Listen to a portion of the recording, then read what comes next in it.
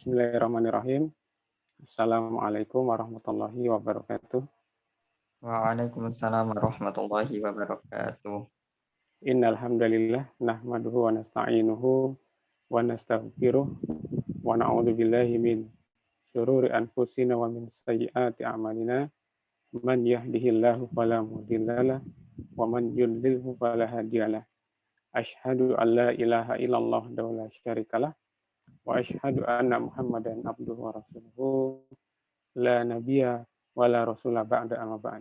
Alhamdulillah, teman-teman sekalian, kita jumpa kembali di program Telaah Sirah Nabawiyah for Millennials yang coba kita dekatkan ya, seperti apa itu profil dan kepribadian juga perjalanan hidup dari sosok agung Nabiullah Muhammad SAW kepada kaum pemuda, yang nanti juga akan coba kita melihat dari perspektif yang jarang digunakan saat menelusuri perjalanan hidup Nabi, yaitu perspektif sisi politisnya. Baik, bersyukur ya kita sekarang sudah sampai di tanggal 18 Ramadan tahun 1442 Hijriah, bertepatan dengan hari ini, hari Jumat, tanggal 30 April 2021 Masehi. Berarti insya Allah kurang lebih 2 pekan lagi hitungannya kita akan meninggalkan bulan Ramadan. Ini tentu merupakan masa-masa yang harus dimanfaatkan sebelum kita keluar dari bulan Ramadan ya, karena menyisakan kurang lebih 2 minggu itu tadi. Sementara barangkali kita belum begitu optimal dalam menjalani ibadah di bulan suci Ramadan ini. Kalau kita mengevaluasi sisi tilawah Quran misalnya ya, kalau kita itu punya target menghatamkan Al-Quran dalam 1 bulan Ramadan ini minimal 1 kali khatam, maka paling tidak di hari ini nanti kita sudah harus menyelesaikan juz ke-18 ya. Itu dengan asumsi Ramadan itu sempurna 30 hari ya. Tapi lebih aman hari ini kita sudah bahkan menuntaskan juz ke-19. Karena untuk menjaga-jaga jikalau nanti Ramadannya adalah hanya berjumlah 29 hari ya. Nah, ini paling tidak saya pikir penting untuk kita canangkan bersama ya. Karena bulan Ramadan itu adalah bulannya Al-Qur'an ya. Dan kita baru melewati kemarin peringatan Nuzul Quran ya. Nah, ini sedikit barangkali untuk memulai telaah sirah kita, saya ingin memberikan motivasi bersama-sama mengingat waktu bulan Ramadan yang sudah tinggal sedikit ini ya, yang kalau Allah masih memanjangkan umur kita hingga akhir Ramadan, nah ini berarti bisa kita katakan tersisa waktu yang sedikit, yang harus tentu dimanfaatkan sebaik-baiknya. Nah, di antara upaya yang kita lakukan untuk memanfaatkan sisa bulan Ramadan ini adalah dengan tetap istiqomah mengikuti telaah sirah ini ya, sirah for millennials. Yang hari ini kita akan mengupas seputar tema kelahiran Nabiullah Muhammad Shallallahu Alaihi Wasallam. Ya. Setelah kemarin kita bahas tentang nasab beliau yang begitu berbobot ya, nasab terpilih, nasab terhormat, nasab mulia. Nah, berikut kita nanti akan masuk kepada pembahasan kelahiran beliau ya. Nah, sedikit barangkali untuk merefresh kembali pembahasan tentang nasab beliau yang terhormat dan mulia itu. Antum tentu insya Allah masih ingat ya bahwa Nabi Muhammad SAW ini adalah keturunan dari 2 orang yang hendak disembelih. Yang pertama adalah ayah beliau. Ya. Ini kalau kita pakai hitungan nasab terdekat ya, ayah beliau Abdullah nyaris saja disembelih oleh kakek beliau Abdul Muthalib. Saat Abdul Muthalib ini bernazar setelah Abdul Muthalib menemukan kembali sumur Zam-Zam yang sudah lama terkubur ya. Dalam nazarnya Abdul Muthalib mengatakan jika beliau punya 10 anak hidup semua nanti akan disembelih salah satunya. Dan dari undian yang keluar adalah namanya Abdullah. Namun kemudian tidak jadi ya atas permintaan dari banyak pihak termasuk dari saudara Abdullah, dari paman Abdullah, dari warga Mekah. Akhirnya penyembelihan Abdullah ini digantikan dengan pengorbanan 100 ekor unta. Ya. Jadi tidak jadi disembelih, nyaris saja. Nah, begitu pula kalau kita melihat nasab yang lebih jauh, ya, nasab Nabi Muhammad, di atasnya lagi ternyata beliau ini merupakan keturunan dari Nabi Ismail alaihissalam yang juga nyaris disembelih oleh ayahnya Nabi Ibrahim alaihissalam. Ya. Yang kemudian juga tidak jadi, itu sekedar hanya ujian ketaatan Allah kepada Nabi Ibrahim, dan kemudian sembelihan yang seyogyanya adalah Nabi Ismail alaihissalam digantikan dengan seekor kambing besar, ya. Dan ini yang kita kemudian adopsi oleh syariat Islam ini sebagai prosesi ibadah kurban di hari Idul Adha, ya.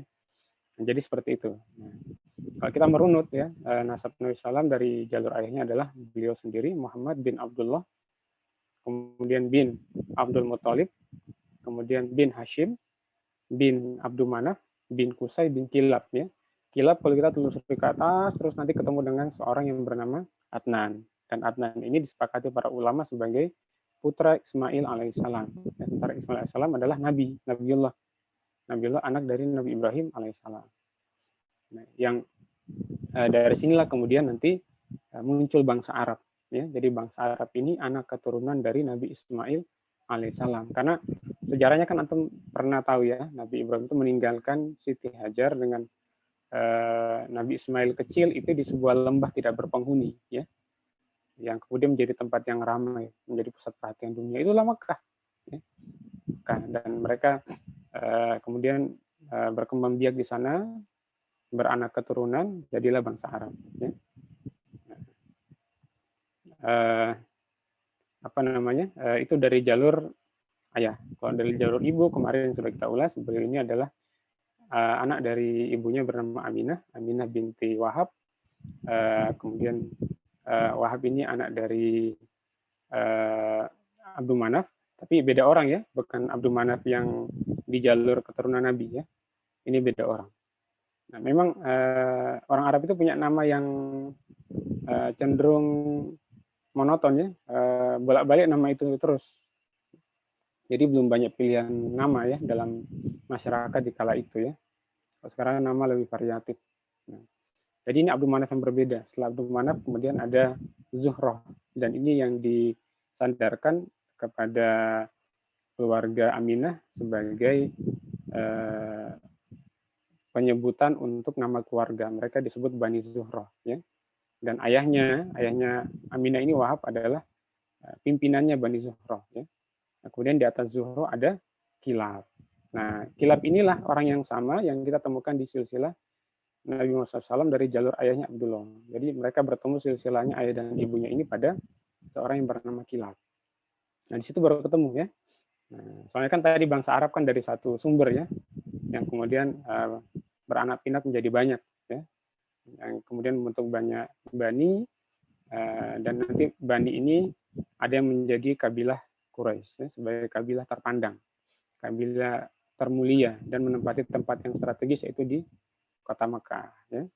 Nah, inilah kalau kita melihat, ya, asal usul nasab Nabi Muhammad yang pilihan itu, ya, yang terhormat itu, yang mulia itu. Jadi ini proyeksi luar biasa dari Allah Subhanahu Wa Taala menyiapkan beliau dari bibit unggul, ya. Ayah beliau ini adalah putra kesayangan, dan ibu beliau adalah ayah beliau anak kesayangan dan yang paling tampan, dan ibu beliau ini adalah wanita paling mulia di kalangan Bani Zuhroh, ya. Jadi beliau sudah dari kabilah yang terpandang, juga dari pasangan ayah ibu yang terbaik juga, ya. Kemudian lahirlah beliau Nabi Muhammad SAW. Jadi kita lanjut, ya. Jadi selepas dari penyembelihan atas Abdullah ini digantikan dengan 100 ekor unta, kemudian tidak lama kemudian Abdullah ini beranjak besar dan sudah tiba saatnya menikah di usia 18 tahun.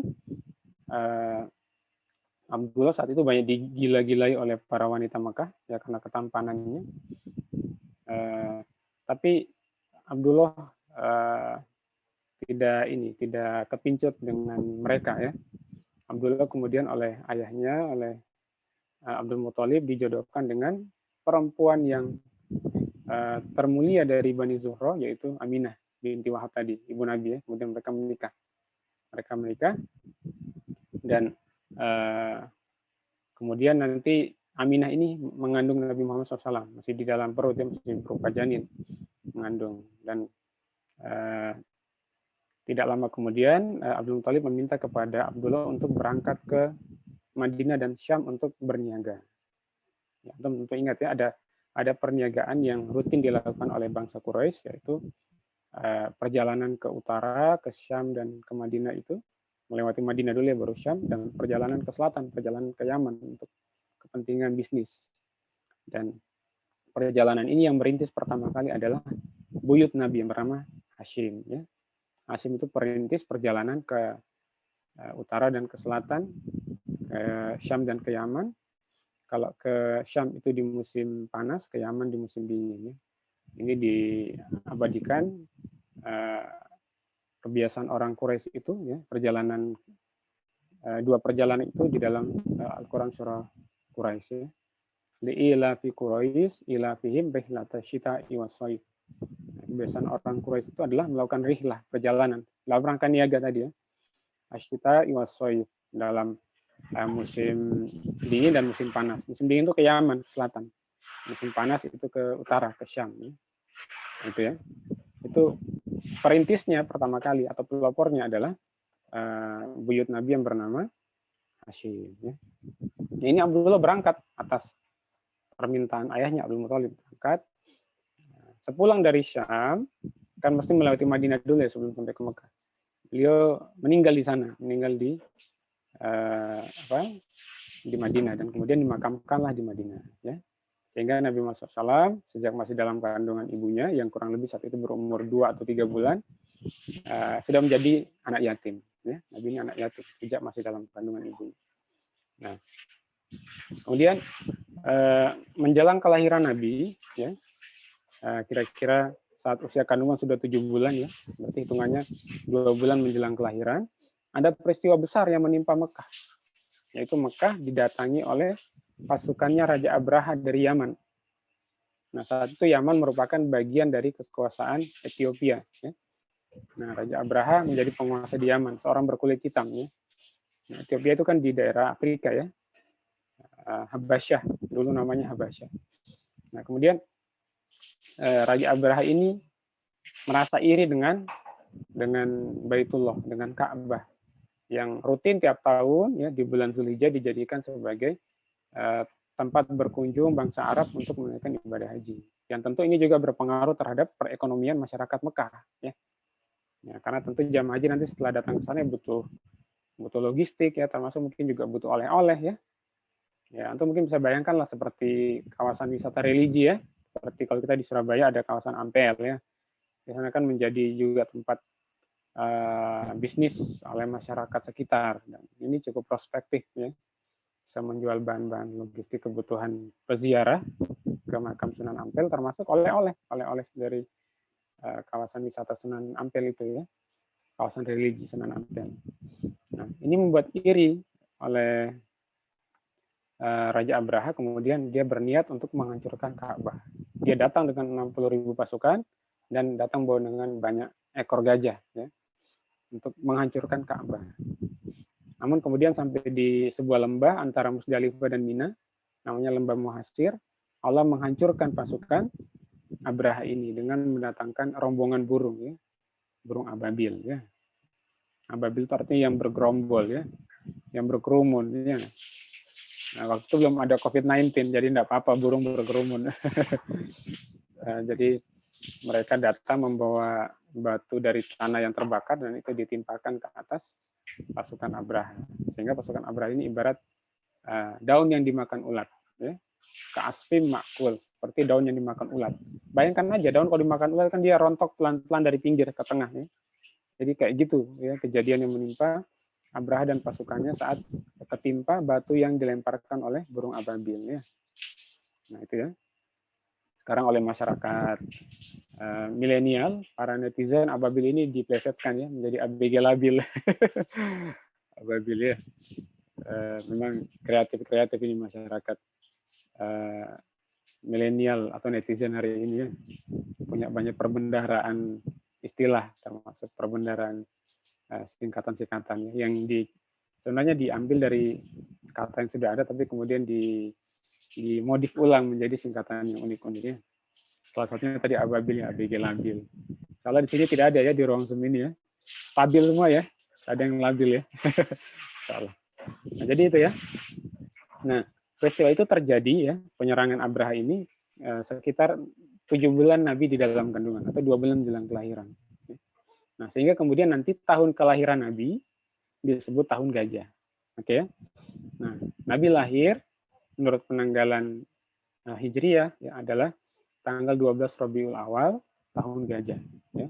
Saat itu belum ada penggunaan penanggalan Hijriyah ya. Penanggalan Hijriyah itu nanti ditetapkan di masa Amirul Mukminin Umar bin Khattab yang dasarnya adalah hijrah Nabi dari Mekah ke Madinah.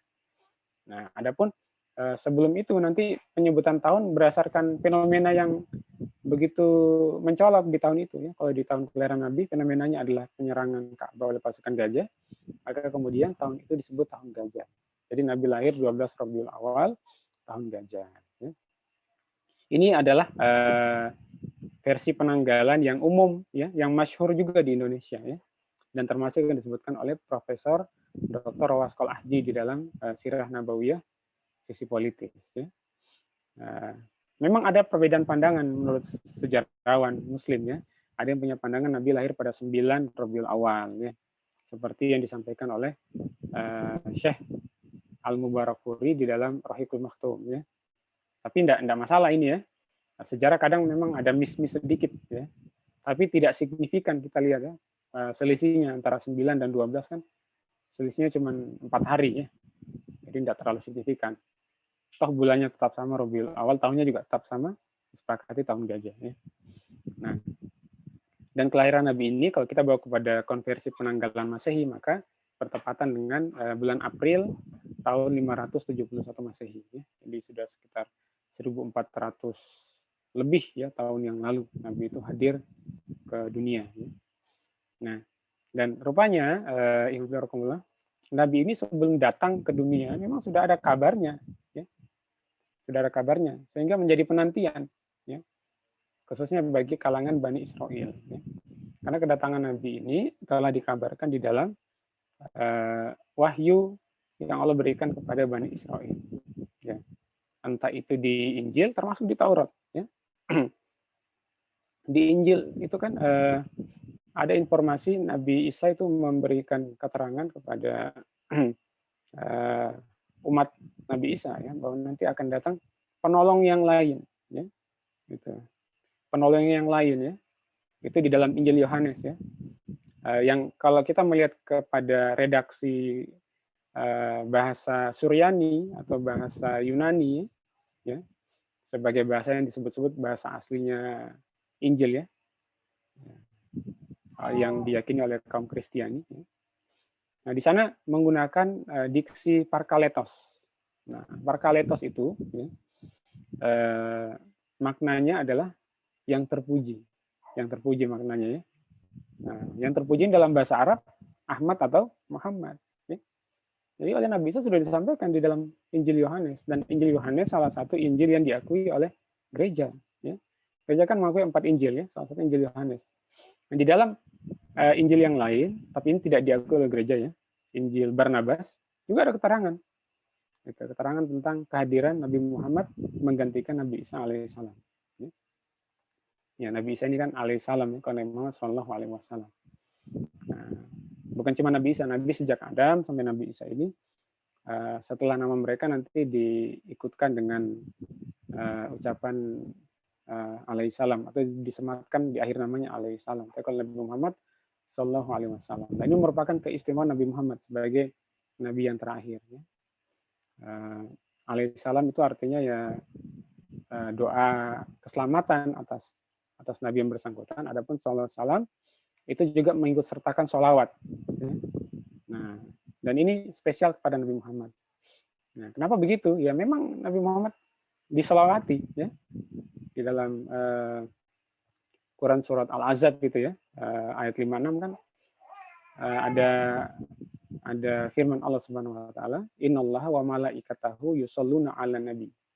Kemudian kita diperintahkan, "Ya ayyuhalladzina amanu shallu 'alaihi wa sallimu taslima." Nah, jadi Nabi Muhammad ini diselawati oleh Allah juga para malaikat.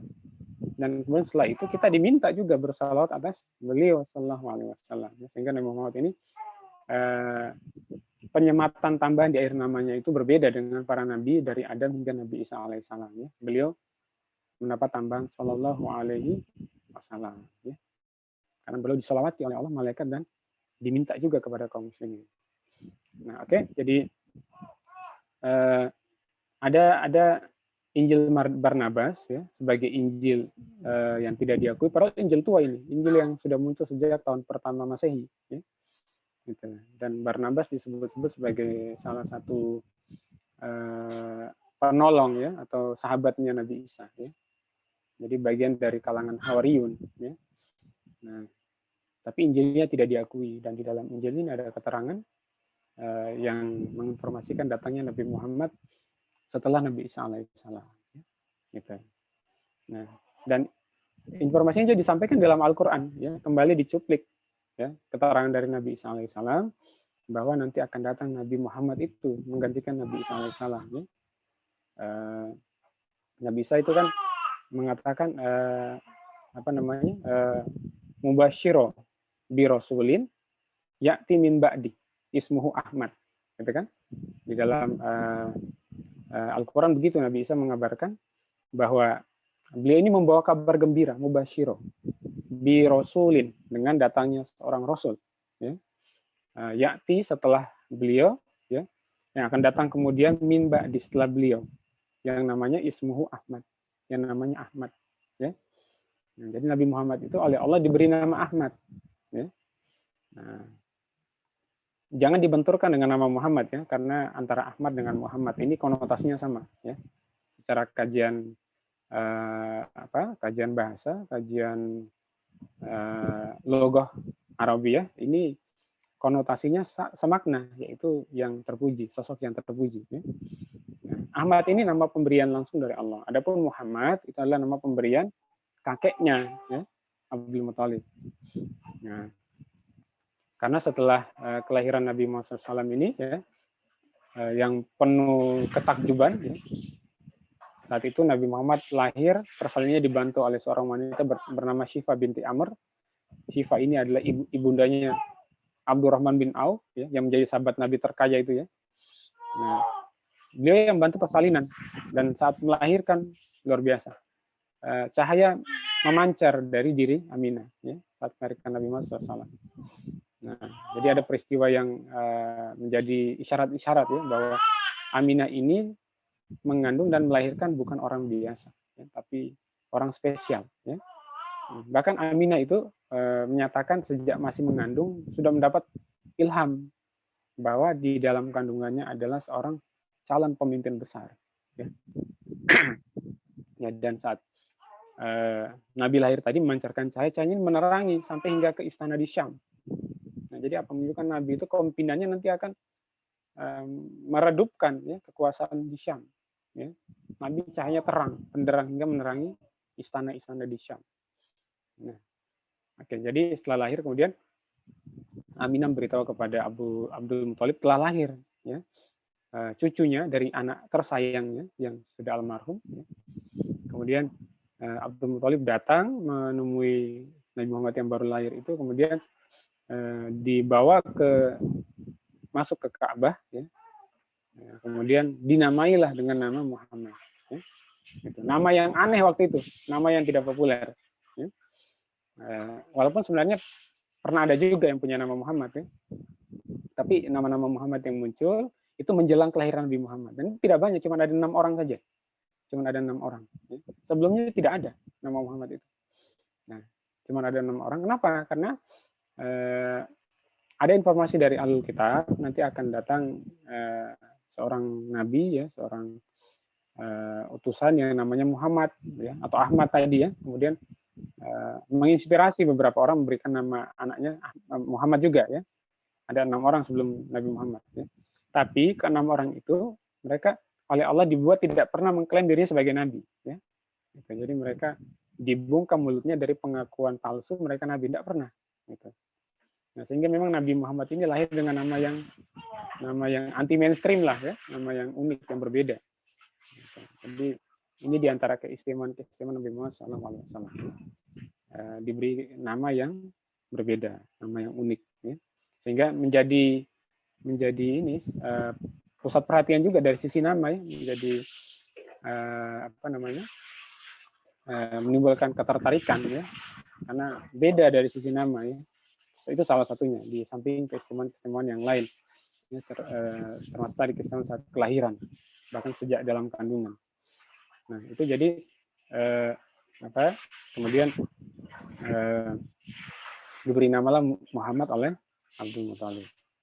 Dan pada hari ke-7, ya, Nabi Muhammad SAW diakikohi oleh Abdul Muthalib dan dihitan, ya, dihitan oleh Abdul Muthalib. Jadi memang hitan ini, syariat hitan di dalam Islam sudah ada sebelum Islam, sudah ada di masa pra-Islam, ya. Dilakukan menjadi tradisi masyarakat Quraisy pra-Islam. Nah, dari mana masyarakat Quraisy kemudian menjadikan sebagai tradisi atas bayi yang lahir, ya? Nah, tadi ingat, ya, penelusuran asal-usul bangsa Arab. Mereka keturunan Nabi Ismail alaihissalam yang otomatis juga merupakan keturunan Nabi Ibrahim alaihissalam. Dan Nabi Ibrahim alaihissalam adalah orang yang pertama kali Allah perintahkan hitan di dunia ini, ya. Nah, saat itu beliau berusia 80 tahun, ya. Antum lebih beruntung, ya, hitan pada usia masih kecil, ya. Kalau antum usia saat sudah tua mungkin antum ngeri-ngeri sedap juga, ya. Nabi Ibrahim diperintahkan hitan pada usia 80 tahun. Dan kemudian ini yang diwariskan turun-temurun oleh bangsa Arab, ya, penganut agama Ibrahim. Nah, penganut agama Ibrahim dan agama Nabi Ismail itu disebut agama Hanafiyah, ya, agama yang lurus, Hanafiyah. Nah, di antara syariat mereka adalah hitan, ya. Nah, itu masih berjalan hingga di masa Arab Quraisy pra-Islam, ya, masih berjalan itu. Nabi Muhammad pun dihitan, ya, saat beliau lahir di usia yang ke-7, ya. Jadi ini kisah kelahiran Nabi Muhammad SAW yang sangat dinanti-nanti, ya, nanti oleh orang-orang ahli kitab Yahudi dan Nasrani, ya, karena dikabarkan di dalam kitab mereka, ya, dan diinformasikan lewat lisan Nabi mereka, ya, khususnya Nabi Isa tadi, ya, yang mengatakan Ismuhu Ahmad, bahkan menyebut nama sekalian Nabi Isa itu, ya, nama yang Allah berikan yaitu nama Ahmad. Juga dinanti oleh kakek beliau, karena kakek beliau ini begitu bersedih pasca wafatnya anak kesayangan beliau yaitu Abdullah, ya. Dan Nabi Muhammad menjadi pelipur lara pengganti kesedihan itu, ya. Lahir anak lelaki pula, ya, Nabi Muhammad SAW. Dan tidak berhenti di situ, Nabi Muhammad SAW juga menjadi kebahagiaan, ya, kebahagiaan untuk semua manusia bahkan, ya, karena Nabi Muhammad ini adalah utusan Allah untuk umat seluruhnya hingga akhir zaman, ya, setelah beliau diutus, ya. Nah, jadi menjadi kebahagiaan bagi kita. Makanya Nabi Muhammad SAW itu salah satu tugasnya adalah sebagai basyiron, pembawa kabar gembira, ya. Tentu bagi mereka yang beriman dan taat kepada Allah Subhanahu Wa Taala. Kalau mereka yang ingkar, yang diberikan kabarnya bukan basyiron, tapi nadhiron, peringatan. Nah, Nabi Muhammad ini bertugas sebagai Nabi menyampaikan kabar gembira dan peringatan. Dan karakteristik ini sebenarnya sudah disampaikan di dalam Taurat. Persis. Jadi orang-orang Yahudi itu, orang-orang Bani Israel mengenal Nabi Muhammad detail, sebagaimana informasi di dalam Taurat. Tapi kemudian mereka dustakan. Ya. Kenapa mereka mendustakan? Karena mereka melihat sosok yang hadir itu bukan dari Bani Israel, tapi dari bangsa Arab. Mereka tidak akui kenabian dari yang datang di luar Bani Israel. Ya. Karena mereka hanya mengakui kenabian dari jalur Ishak. Padahal Nabi Ibrahim punya anak Ishak, juga punya anak Ismail yang lebih tua dari Ishak. Cuma memang oleh Allah, keturunan Nabi Ismail ini disiapkan terakhir nanti sebagai khotamul anbiya wal mursalin. Oke, itu teman-teman sekalian, barangkali ada yang ingin antum explore, antum ingin diskusikan, atau yang ingin antum sampaikan juga, ya, dari telah antum selama ini seputar sirah Nabi, khususnya pada topik kelahiran Nabi Muhammad SAW. Monggo, silakan.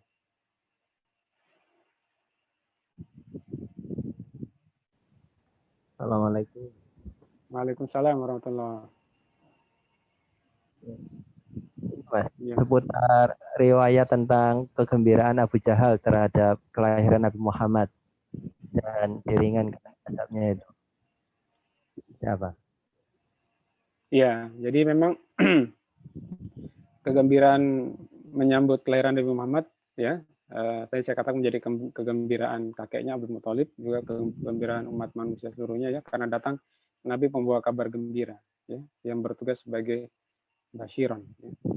Nah, kegembiraan ini juga ternyata meliputi orang-orang yang kelak menjadi tokoh-tokoh pembenci Islam nomor wahid, ya, kelas kakap. Gitu. Nah, termasuk Abu Jahal, termasuk paman Nabi Abu Lahab. Itu bahagia dulu Nabi lahir, itu senang, ya. Gitu. Sebagaimana mereka senang kepada sosok ayah beliau yang bernama Abdullah. Makanya kan waktu Abdullah hendak disembelih, mencegah semua itu. Ya saudaranya, ya pamannya, ya masyarakat Quraisy Mekah itu mencegah, jangan sampai ini Abdullah ini dikorbankan, beneran disembelih sama Abdul Muthalib. Mereka mencegah, hingga kemudian tadi digantikan dengan 100 ekor unta. Ya. Nah, termasuk yang bergembira di sini ada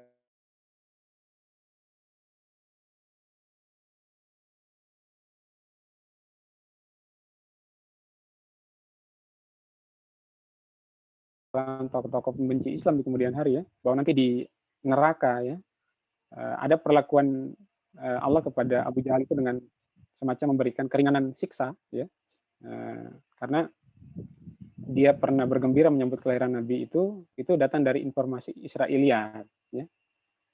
Ya kita terima sebagai informasi, ya. Adapun sampai taraf meyakini secara qot'i kan tentu tidak, ya.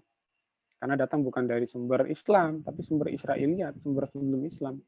Sementara sumber-sumber Israiliyat ini kan tidak teruji validitasnya, beda dengan sumber-sumber Islam, wahyu Quran maupun hadis mutawatir yang valid, ya. Sementara sumber-sumber Israiliyat ya kita tidak bisa memastikan. Tapi sebagai informasi ya kita terima sebagai info, begitu. Kita terima. Ya. Sebagaimana sekarang tenggelamnya kapal selam Nanggala ini kan banyak informasi beredar juga, ya. Hancur terbelah itu karena tekanan dalam laut, ya, yang 800 meter itu. Ya, saya habis melihat itu, ya, di Instagram ada orang mencoba simulasi, entah ini rekamannya kapan, ya, kelihatannya sudah lama sebelum kejadian Nanggala. Ada orang, ya, kalau dari face-nya orang Barat, orang Eropa, dia masuk ke dalam kedalaman air tanpa pelindung, gitu. Dimasukkan sampai kedalaman 400 meter itu mukanya sudah enggak karu-karuan, ya, kayak dihantam angin kencang gitu, ya, pipinya goyang-goyang. Akhirnya dia enggak kuat, dia naik lagi ke atas, gitu. Nah, sehingga dari video itu kita diajak ini bersimulasi bagaimana kalau kedalaman 800 meter seperti yang menimpa kapal selam Nanggala itu, hancurnya kayak apa, ya, tekanan air laut itu. Nah, bagi yang sering berenang di laut kayak Yusuf, ya, orang anak 1000 pulau, anak selayar, saya juga waktu kecil suka berenang di laut, itu pasti pernah merasakan telinganya itu berdengung kalau agak dalam penyelamannya itu, karena tekanan air laut, gitu, tekanan, dan itu bisa merusak gendang telinga. Gitu. Yusuf tentu punya pengalaman banyak ini soal ini, ya, karena dia tinggal di kepulauan. Nah, itu diantara informasi yang disampaikan dengan argumentasi ilmiah. Dan juga ada informasi dengan pendekatan konspirasi. Katanya kapal selam Nanggala ini dihancurkan Cina di dasar laut. Gitu. Dihancurkan militer Cina, ya. Ya. Apa katanya dasarnya? Dasarnya karena Cina tidak ikut terlibat menawarkan bantuan pencarian. Jadi patut diduga Cina ini yang bermain terhadap musibah yang menimpa kapal selam Nanggala itu, ya.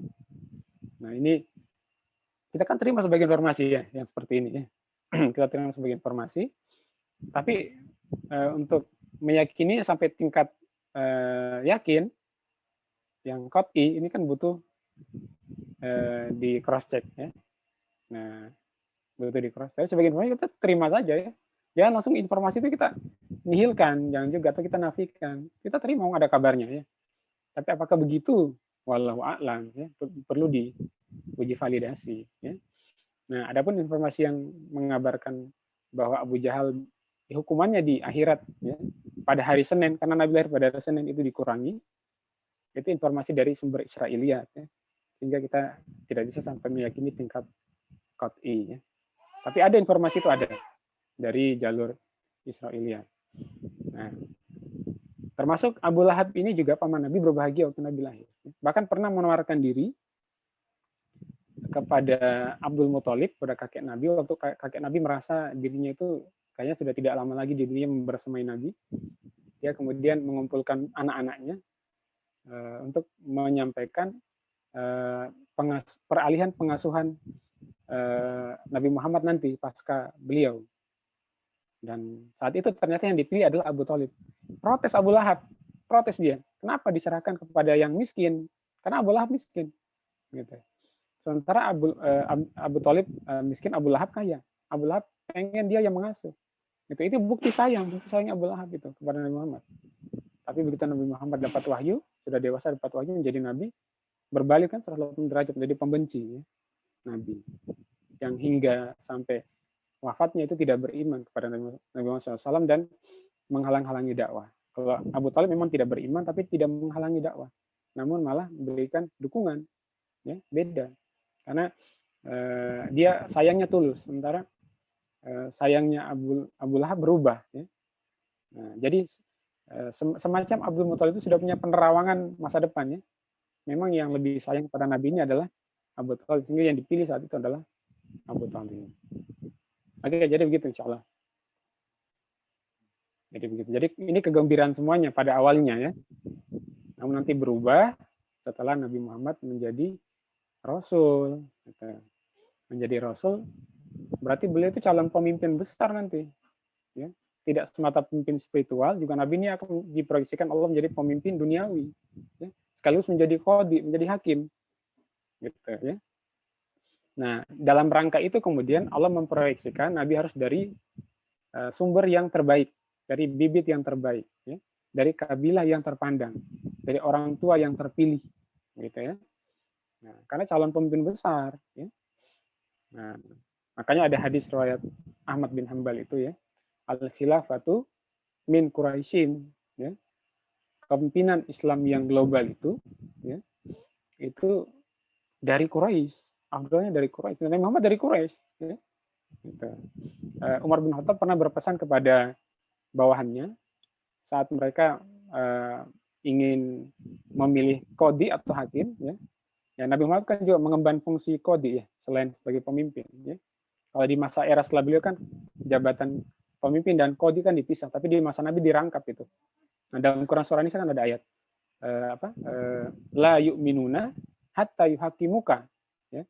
Sesungguhnya tidak beriman, maksudnya dalam tafsir adalah tidak sempurna imannya, hatta yuhakimuka, sehingga menjadikan Nabi Muhammad sebagai hakim. Jadi Nabi itu hakim, merangkap pemimpin, ya, nah, yang menghukumi dengan syariah. Ini proyeksi ke depan bagi Nabi, makanya dipersiapkan memang dari sosok yang terpilih, yang terbaik.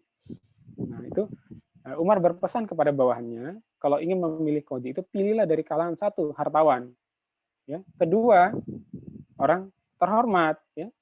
Gitu. Karena hartawan tidak gila harta lagi, nanti nggak disuap kayak kasus hakim sekarang ya, banyak hakim kena suap. Nah, terus orang terhormat ya, dan Quraisy itu adalah kabilah terhormat bagi masyarakat Arab keseluruhan. Nah, kata Umar bin Khattab, karena orang terhormat itu tidak takut dengan akibat, tidak takut resiko. Gitu. Nah, jadi begitu ya. Kalau kita melihat memang proyeksi Nabi sebagai pemimpin besar di masa depan itu memang disiapkan secara matang oleh Allah Subhanahu wa taala, ya. Tidak ujuk-ujuk, tidak ujuk-ujuk. Bahkan kalau pakai kajian tasawuf lebih dalam lagi itu. Kalau kita kaji persiapan Nabi Muhammad itu sejak dari nurnya ya, dari cahayanya. Gitu ya. Belum menjadi jasad, baru nurnya saja sudah luar biasa. Ya. Yang konon sampai taubatnya Nabi Adam itu diterima setelah menyebut nama Nabi Muhammad, dan Nabi Adam sendiri takjub, siapa ini sementara beliau kan orang pertama. Nah, Nabi Muhammad sudah ada tapi baru nurnya, ya, baru cahayanya. Itu nah ini kalau kita mengkaji ini sudah out of the context ya, tapi memang ada kajian seperti itu ya di ranah kajian tasawuf. Oke, ada lagi barangkali yang mau disampaikan? Okay. Kalau terkait tadi ya perbedaan sejarawan itu hal yang biasa ya. Itu hal yang biasa, tergantung nanti akurasi data yang dipegang tiap sejarawan. Menurut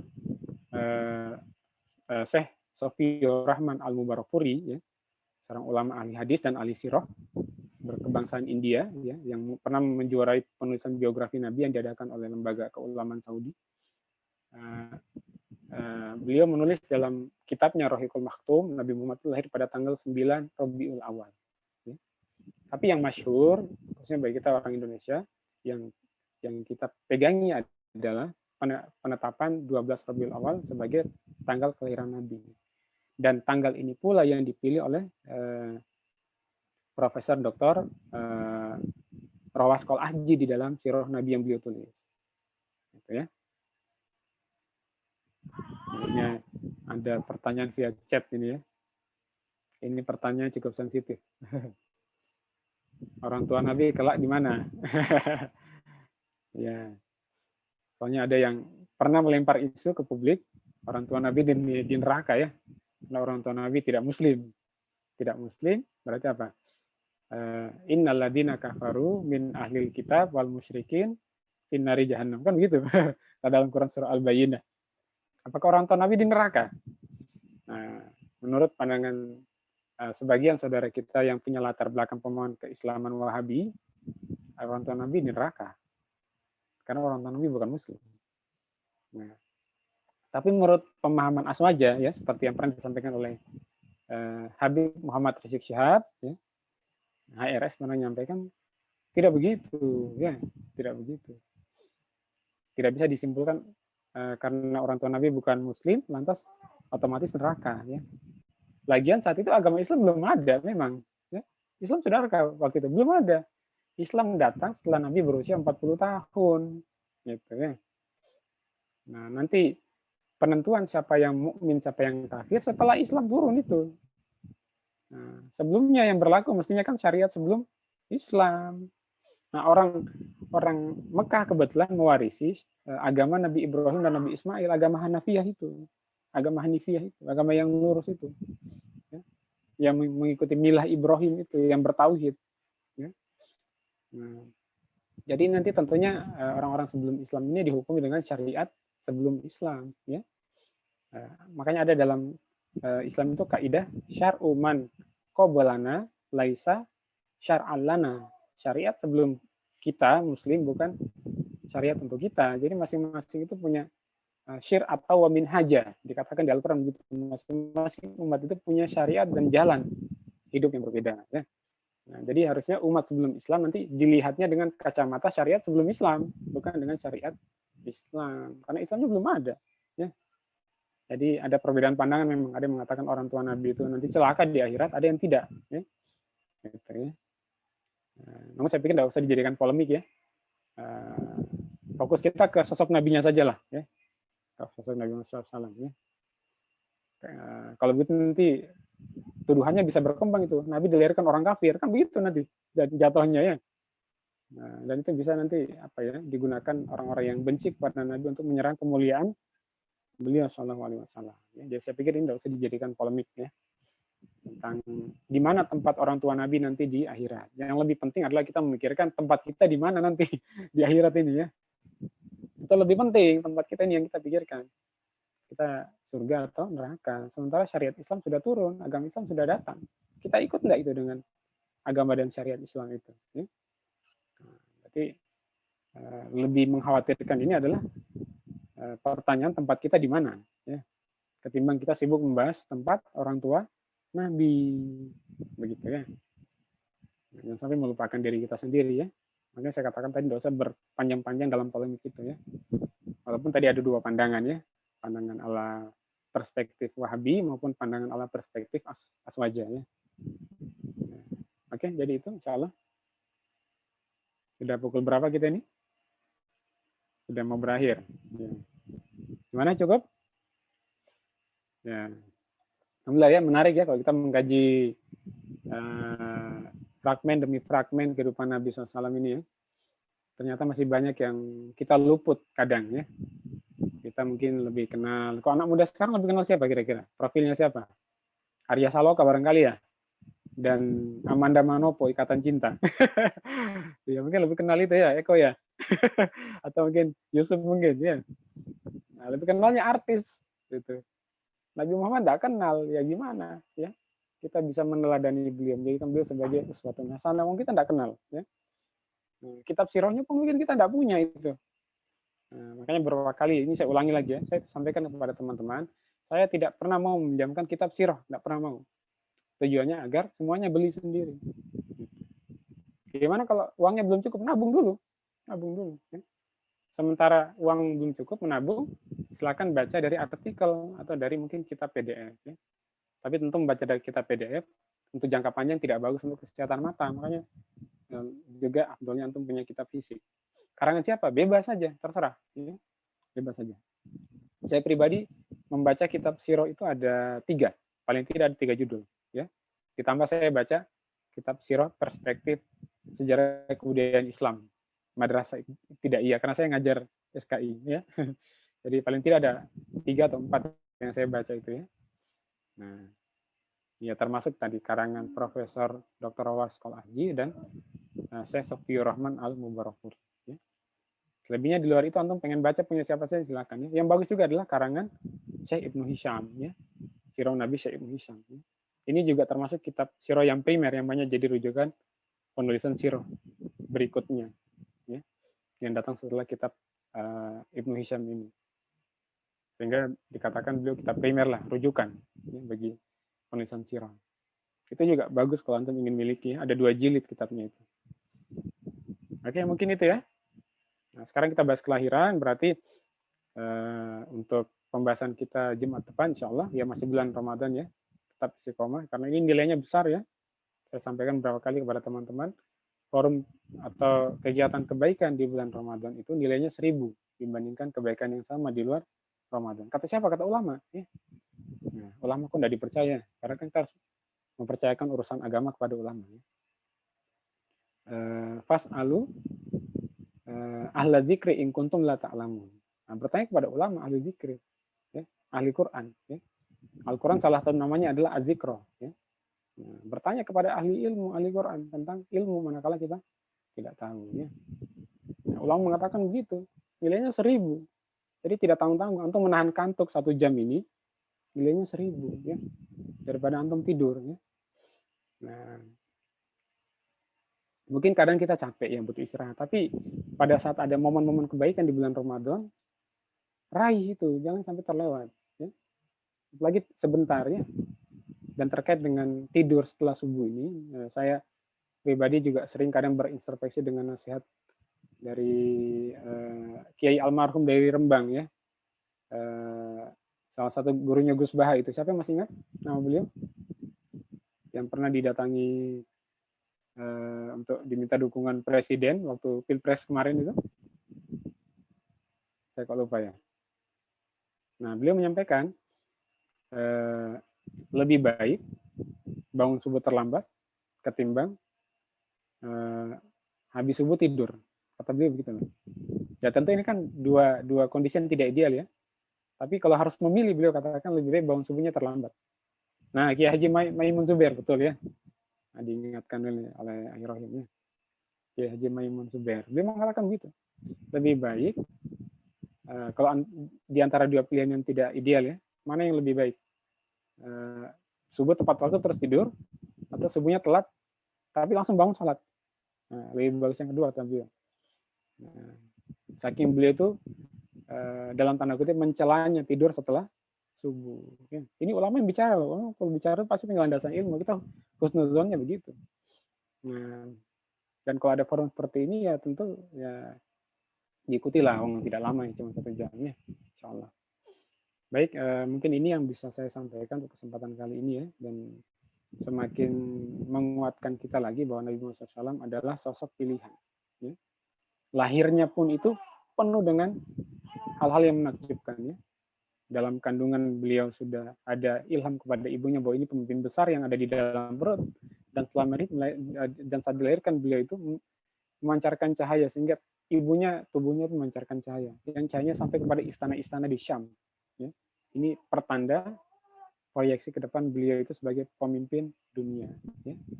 Pemimpin yang merangkap sekaligus sebagai al-qadi atau hakim.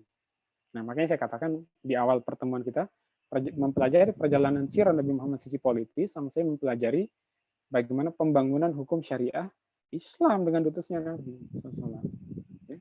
Jadi kita sedang mempelajari kronologis diundangkannya syariah ini sebenarnya lewat kajian sirah sisi politis ini. Ya. Dan ini sayang sekali banyak diluputkan saat ada kajian tentang sejarah Nabi. Sekadar kronologis sejarah biasa saja. Padahal ada pesan penting ini luput. Ya.